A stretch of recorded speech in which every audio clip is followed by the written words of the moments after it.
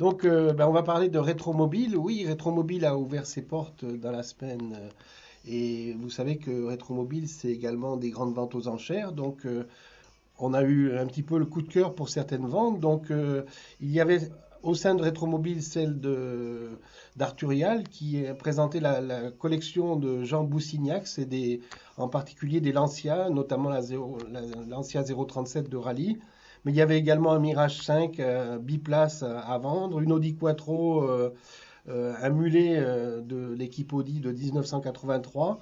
Et puis des voitures plus originales aussi, je n'ai plus le nom, mais une des voitures qui a mené Mistinguett de Paris à Monaco, une belle voiture superbe des années 30.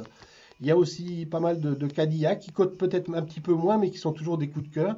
Notamment aussi cette voiture Oldsmobile, l'égyptienne, qui est un super coupé custom de 1958 avec un hardtop. C'est une voiture qu'il faut aller voir, hein.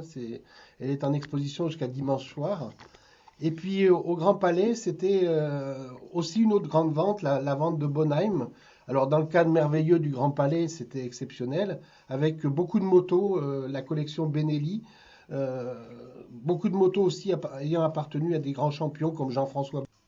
On retrouvera également la vedette du film Out of Africa. Là, c'est un biplace de tourisme, un avion qui d'ailleurs était présenté avec les images du film, des images magnifiques aériennes bien sûr, sur ce film qui est merveilleux aussi. Je vous conseille d'aller le voir.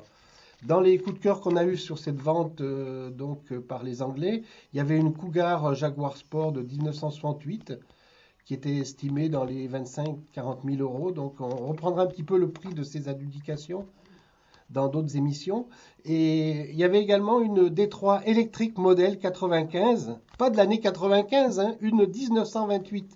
C'est dire que aussi, eh bien, cette type 24B coupé de ville, avec un salon digne d'un custom aussi, avec un petit fauteuil à l'intérieur, un gros cube en fait.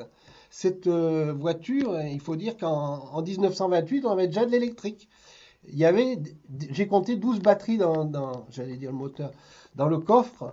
Donc 12 batteries pour propulser cette voiture. Une voiture exceptionnelle quand même, hein.